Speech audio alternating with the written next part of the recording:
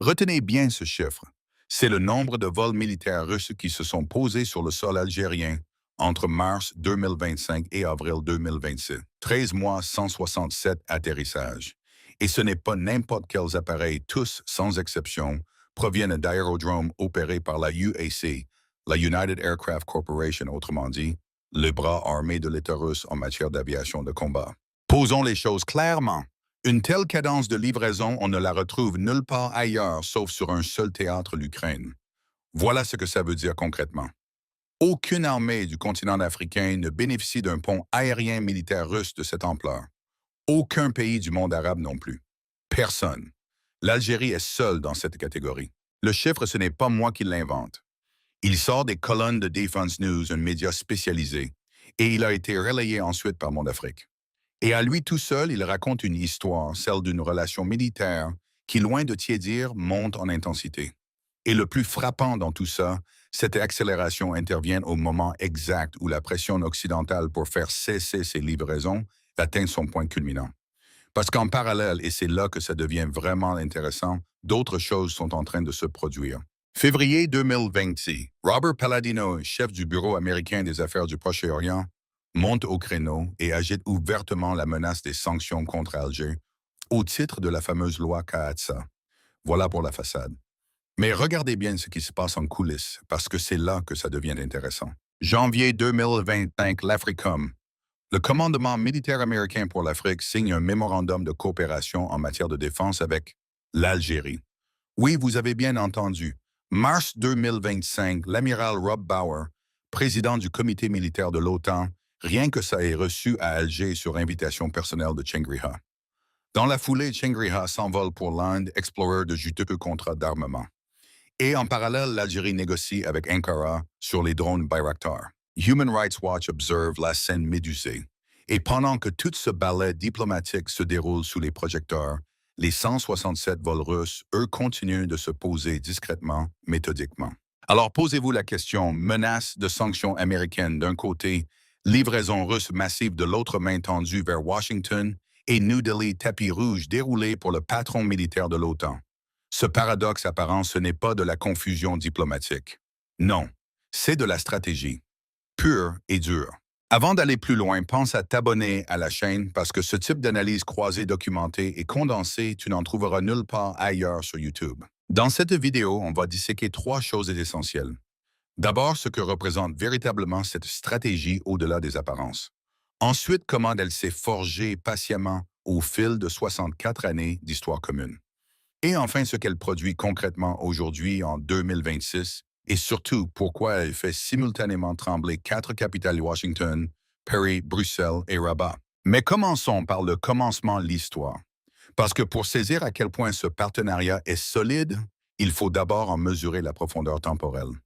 La coopération militaire n'est pas un simple pilier des relations entre Moscou et Alger, elle en constitue le véritable cœur battant.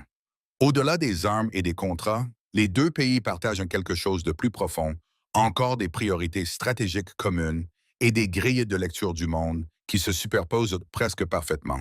Et pour illustrer cette continuité, un seul nom suffit: Saïd Chengria, l'actuel chef d'état-major algérien. Cet homme n'a pas été formé n'importe où, il est passé par les bancs de la prestigieuse Académie Voroshilov à Moscou dans les années 1970. Autrement dit, la doctrine russe coule dans ses veines depuis un demi-siècle. Tout comme son prédécesseur Ahmed Gaïd Salah, c'est en Union soviétique que Chengriha a reçu sa formation. Et ce n'est pas un cas isolé au sein de l'état-major de l'armée algérienne. Les cadres issus des académies soviétiques occupent une place considérable. Ce détail concernant leur formation, loin d'être anecdotique, est en réalité fondamental. Pourquoi? Parce que lorsque Chengriha se retrouve assis face à un ministre russe de la Défense, ce qui les unit dépasse largement le simple partage d'une langue diplomatique commune. Les mêmes académies les ont vus étudier les mêmes doctrines, leur ont été enseignées, la même culture militaire les a imprégnés. Voilà pourquoi il serait réducteur de présenter la coopération russo-algérienne comme un banal rapport commercial entre un vendeur et un acheteur. Ce qui se joue ici, c'est tout autre chose, une véritable communauté de pensée militaire forgée patiemment au fil de 60 années de formation partagée. Direction Moscou, où s'est tenue une rencontre lourde de signification entre Sergei Shoigu et Saïd Chengriha. Le chef du département militaire russe n'a pas mâché ses mots. Moscou observe avec un vif intérêt le rôle de premier plan que joue Alger dans la consolidation de la sécurité et de la stabilité à l'échelle de l'Afrique du Nord. C'est ce que rapporte notamment CNBC. Au cours de ces échanges, le ministère russe de la Défense a clairement affiché ses ambitions, appuyé le renforcement des capacités opérationnelles de l'armée nationale populaire algérienne. De son côté, Saïd Chengriha a tenu à rappeler quelque chose d'essentiel, le peuple algérien n'a jamais oublié. Il n'a pas oublié le soutien apporté par l'Union soviétique pendant la révolution de 1954, ni l'aide précieuse fournie ensuite par la Fédération de Russie à l'ANP pour bâtir ses capacités défensives. Une information que confirme Wikipédia. Et attention, cette mémoire dont parle Chengria, ce n'est pas du discours, ce n'est pas de la rhétorique diplomatique. C'est une réalité historique brute, une réalité que les jeunes générations algériennes ne mesurent pas toujours à sa juste valeur. Replongeons-nous un instant en 1962. L'Algérie vient de proclamer son indépendance. Et là, tout est à faire. Tout. Il faut construire une armée à partir de rien. Pas de chars, pas d'avions de combat, aucun système de défense digne de ce nom. Pas même une académie militaire pour former les officiers. Maintenant, posez-vous une seconde la question à cette époque-là, qui a tendu la main à l'Algérie, qui a dit « OK, on vous fournit et on ne vous impose pas 10 conditions politiques en échange. » Un seul pays. Un. Et ce pays, c'est la Russie. Les chiffres sont là et ils sont signés CIPRI, l'Institut international de recherche sur la paix de Stockholm, autrement dit la référence mondiale sur la question. Entre 2018 et 2022, plus de 73% de l'armement importé par l'Algérie venait de Russie. 73%, vous avez bien entendu. Ce n'est pas un partenariat, ça c'est une dépendance. Une dépendance bâtie patiemment sur 6 décennies de relations. Mais, et c'est là que ça devient intéressant, depuis 2022, ce pourcentage est en train de chuter. Pourquoi? À cause de la guerre en Ukraine, à cause des sanctions occidentales, à cause de la pression américaine qui s'exerce en coulisses. Sauf qu'attention, ne vous trompez pas d'analyse. Si Alger diversifie aujourd'hui ses fournisseurs, ce n'est pas parce qu'elle plie sous Washington. Pas du tout. C'est une décision souveraine prise par les Algériens eux-mêmes pour renforcer leur autonomie stratégique réelle. Et le budget militaire, lui, n'a pas bougé d'un centime. Human Rights Watch le confirme. Passons à présent à l'examen concret des développements les plus récents, ceux qui révèlent véritablement ce que produit le partenariat russo-algérien en 2025 à 2026. Le chiffre est éloquent. Entre mars 2025 et avril 2026, pas moins de 167 vols militaires russes ont relié la Russie à l'Algérie, tous au départ d'aérodromes affiliés à la UASM. Conséquence directe, Alger a déjà réceptionné une partie de sa commande portant sur le chasseur furtif de 5e génération S, U-57, ainsi que sur le Su-35. Et soyons clairs, ces 167 rotations ne transportent pas des caisses de champagne. Dans leur soute, on trouve des pièces détachées des munitions, des composants électroniques sensibles du matériel de formation et à bord des techniciens russes affectés à l'intégration et à la maintenance. Chaque atterrissage matérialise une coopération militaro-industrielle d'une profondeur que peu de relations bilatérales dans le monde peuvent égaler. Novembre 2025, moment fort. Le général d'armée Saïd Chengriha accorde une audience à Dmitry Chougaïev, directeur du service fédéral russe pour la coopération militaire et technique, autrement dit l'homme qui pilote l'ensemble des exportations militaires russes à travers la planète. Lorsqu'un tel personnage se déplace en personne à Alger pour rencontrer le chef d'état-major, on ne parle pas d'une visite protocolaire. Il s'agit d'une réunion opérationnelle où l'on pilote les contrats en cours et où l'on prépare les programmes à venir. Mais voici où la séquence devient véritablement passionnante, et c'est précisément ce que les tenants d'une lecture simpliste du partenariat russo-algérien n'arrivent pas à saisir. Au moment même où ces 167 vols se posent en Algérie, autre chose se trame. Alger vient de signer un mémorandum de coopération en matière de défense avec les États-Unis. Le commandant de l'AFRICOM, Michael Langley, le ministre algérien délégué à la défense nationale, ainsi que le chef d'état-major Chengria, ont paraphé l'accord dans la capitale algérienne. Dans la foulée, Langley est reçu par le président Abdelmadjid Tebboune, sayant ainsi un rapprochement engagé depuis plusieurs mois. Reprenons donc un mémorandum de défense signé avec Washington à Alger par ce même Chengriha qui 2 mois plus tôt recevait Chougaïev venu de Moscou. Pour l'observateur superficiel, voilà une contradiction flagrante. Pour l'analyste géopolitique sérieux, voilà au contraire la définition même du non-alignement d'actifs. Shangri-La a d'ailleurs martelé l'Algérie s'engage à renforcer ses relations de coopération bilatérale dans divers domaines et secteurs, y compris la défense et la sécurité. Or, en clair, Alger adresse un message limpide à la nouvelle administration américaine, oui à la coopération, oui à la consolidation de ses intérêts régionaux. Ajoutons à cela la réception de l'OTAN. L'amiral Rob Bauer, président du comité militaire de l'Alliance Atlantique, s'est rendu à Alger sur l'invitation de l'indéboulonnable général Saïd Chengria pour passer en revue en profondeur la coopération militaire entre l'OTAN et l'Algérie. Certains y voient le signal fort d'un début de revirement diplomatique et stratégique d'Alger, un commentaire émanant d'un média marocain qui parle ouvertement de revirement. Or, cette interprétation est erronée et elle illustre parfaitement la manière dont des observateurs mal informés décryptent cette séquence. Il n'y a pas de revirement, il y a une ouverture calculée. Si Chengriha accueille le président du comité militaire de l'OTAN, c'est précisément parce que l'Algérie est suffisamment puissante pour parler à tout le monde sans jamais s'engager avec personne. Direction New Delhi pour la délégation algérienne. À sa tête, Saïd Chengriha en personne ministre, délégué à la défense et chef d'état-major. L'objectif affiché de ce déplacement, sonder le terrain d'une coopération militaire bilatérale renforcée avec l'Inde. Sur place, le programme est dense. Chengriha enchaîne les consultations avec ses homologues indiens et multiplie les visites sur les sites de production d'équipements militaires. Au menu des discussions entre les deux délégations, tous les leviers possibles pour muscler le partenariat de défense entre Alger et New Delhi. Et là, il faut s'arrêter un instant. Parce que oui, c'est bien le même pays qui, en 2023, avait fait pencher la balance contre la candidature algérienne aux BRICS, le même. Et pourtant, Chengriha y va. Il y va quand même explorer des partenariats d'armement. Pourquoi? Tout simplement parce que l'Algérie ne confond jamais deux choses, les rancœurs diplomatiques et d'un côté les intérêts stratégiques de l'autre. Le calcul est froid, méthodique. On regarde ce qui sert le pays. Et on avance. Une architecture de défense multisource qui rend l'Algérie pratiquement impossible à sanctionner efficacement, voilà la réalité stratégique que produit cette séquence 167 vols russes. Memorandum Africum, réception à l'OTAN, négociations turques sur Bayraktar. Et c'est précisément ce que les menaces américaines de Kayatsu ne disent pas. Regardons les chiffres. En 2011, le plus gros budget de défense en Afrique était affiché par l'Algérie à hauteur de 6,5 milliards d'euros. Constante augmentation depuis. 22 milliards atteints en 2023, 25 milliards plafonnés en 2026. Alors posons la question autrement. Un pays qui dépense 25 milliards de dollars par an en défense, qui est le premier exportateur africain de gaz naturel, qui a diversifié ses partenaires militaires sur 5 continents différents, est-ce vraiment un pays qu'on peut facilement sanctionner sans conséquences majeures pour le sanctionnant lui-même? La réponse tient en une phrase, se priver de ses relations avec les États-Unis.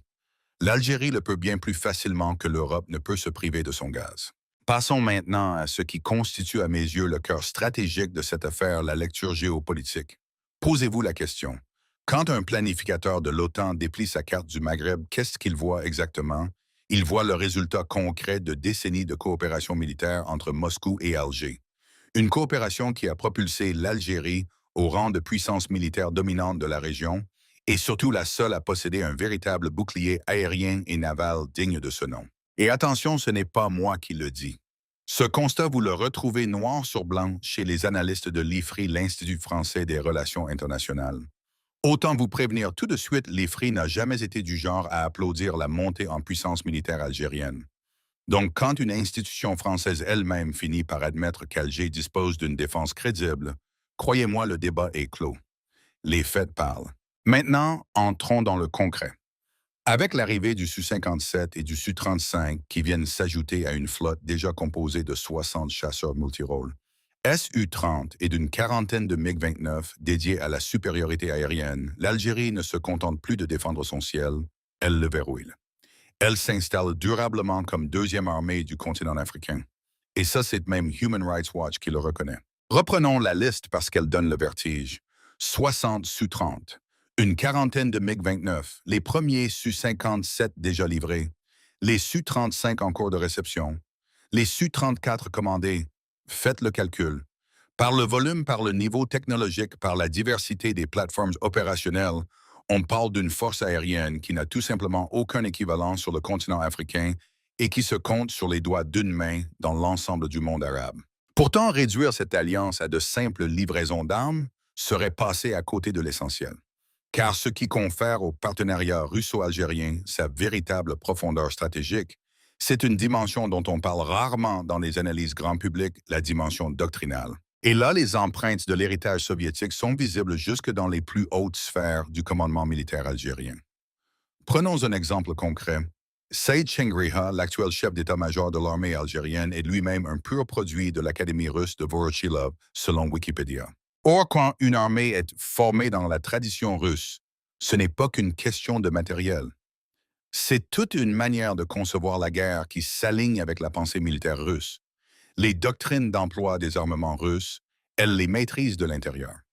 La maintenance des équipements russes, elle possède un niveau de compétence que très peu d'armées étrangères peuvent revendiquer. Mais voici le point que beaucoup négligent en retour. L'Algérie a développé des expertises que la Russie, elle ne possède pas.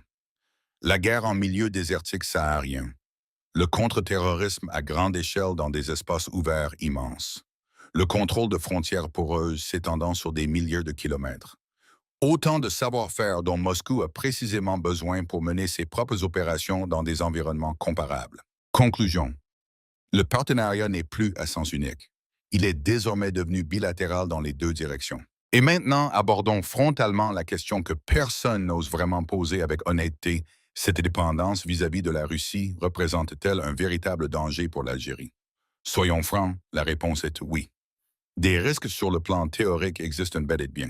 Imaginez un instant, si les sanctions occidentales venaient à étrangler davantage les chaînes logistiques russes, si les délais de livraison s'étiraient encore, si certaines pièces de rechange devenaient progressivement introuvables, alors oui, la maintenance de la flotte algérienne pourrait traverser de réelles turbulences. Ce scénario n'a rien d'une élucubration. D'ailleurs, depuis 2022, sous l'effet conjugué de la guerre en Ukraine et des pressions américaines, Alger a entamé un véritable travail de diversification de ses fournisseurs. Et c'est là tout l'enjeu, ce risque est géré avec une précision chirurgicale. Quand l'Algérie se tourne vers la Chine, la Turquie, l'Italie, l'Allemagne ou l'Inde, il ne faut surtout pas y voir un signe de rupture avec Moscou. Au contraire, c'est la marque d'une maturité stratégique assumée. Réfléchissez-y 2 secondes. Une armée qui ne dépend que d'un unique fournisseur, c'est une armée avec un talon d'Achille béant. À l'inverse, une armée capable de s'approvisionner auprès de 5 ou 6 sources différentes selon les besoins du moment et les pressions du contexte devient structurellement bien plus résiliente. Et croyez-moi, Moscou en a parfaitement conscience. Lorsque le ministre russe de la Défense déclare que la Russie s'intéresse à la position de leader de l'Algérie dans le renforcement de la sécurité et de la stabilité régionale en Afrique du Nord, il faut lire entre les lignes. Cette formulation, mes amis, n'est pas anodine. Elle révèle une chose fondamentale aux yeux de Moscou. Alger n'est plus un simple acheteur d'armement, mais bel et bien un partenaire stratégique au service des intérêts russes dans toute la région nord-africaine. Et c'est précisément là que réside le secret d'une alliance qui dure. La réciprocité. Je suis utile à mon partenaire autant qu'il m'est utile à moi. Voilà la condition sine qua non. Tant que les deux parties ont besoin l'une de l'autre, l'alliance traverse les tempêtes sans rompre. Et des tempêtes, croyez-moi, il y en a eu. Pendant plusieurs mois, en pleine guerre russo-ukrainienne, Alger a choisi la discrétion. Cacher ses liens militaires avec Moscou aux yeux des Américains et des Occidentaux, faire profil bas pour éviter des sanctions. Une stratégie temporaire. Mais aujourd'hui, l'Algérie assume pleinement, ouvertement, sans complexe, ses relations militaires privilégiées avec la Russie. Ce passage du silence à la réaffirmation publique en dit long sur la maturité diplomatique algérienne. Alger n'est pas naïve, loin de là. Elle sait pertinemment que son partenariat avec Moscou lui coûte des points dans certaines capitales occidentales. Mais elle gère ce coût. Elle l'amortit intelligemment en ouvrant simultanément des canaux avec Washington et Bruxelles, tout en maintenant fermement sa ligne stratégique. Personne, absolument personne, ne dicte ses choix à l'Algérie. Arrêtons-nous une seconde et posons la vraie question. Comment expliquer qu'en 2025 à 2026, un seul pays au monde parvienne à orchestrer ce que personne d'autre n'ose même tenter? Réfléchissez bien. Accueillir 167 vols militaires russes sur son sol, signer dans le même mouvement un mémorandum de défense avec l'Africom américain, dérouler le tapis rouge au président du comité militaire de l'OTAN, ouvrir des discussions d'armement avec l'Inde et négocier des drones avec la Turquie. Tout cela simultanément, sans appartenir à aucune alliance, sans rendre de compte à qui que ce soit, sans jamais avoir demandé la moindre autorisation. Ce pays, c'est l'Algérie. Et c'est exactement ça qu'il faut comprendre. Voilà ce qu'on appelle la flexibilité stratégique. Voilà ce qu'est devenu en 2026 le non-alignement actif. Attention, ne vous trompez pas, ce n'est pas une absence de choix, bien au contraire. C'est l'art de garder toutes les portes ouvertes en même temps. C'est savoir naviguer entre les grandes puissances sans jamais se laisser capturer par aucune. C'est utiliser leur rivalité, leur concurrence comme un levier pour maximiser sa propre autonomie. Et maintenant, regardez l'architecture. Le partenariat avec la Russie, c'est le socle. La diversification, c'est ce qui garantit que ce socle tiendra dans la durée. Et le fait de pouvoir parler à Washington, à Bruxelles, à New Delhi, tout en continuant à recevoir les livraisons russes, c'est la preuve que ce socle est assez solide pour permettre ces ouvertures sans jamais se fissurer. Si cette analyse t'a apporté quelque chose, abonne-toi à la chaîne et partage cette vidéo autour de toi. Et surtout, dis-nous dans les commentaires, selon toi, ces 167 vols militaires russes en seulement 13 mois, est-ce le signe d'une dépendance ou la démonstration d'une puissance assumée? Et l'Algérie doit-elle accélérer la diversification de ses fournisseurs ou, au contraire, conserver Moscou comme partenaire principal pour les 10 prochaines années?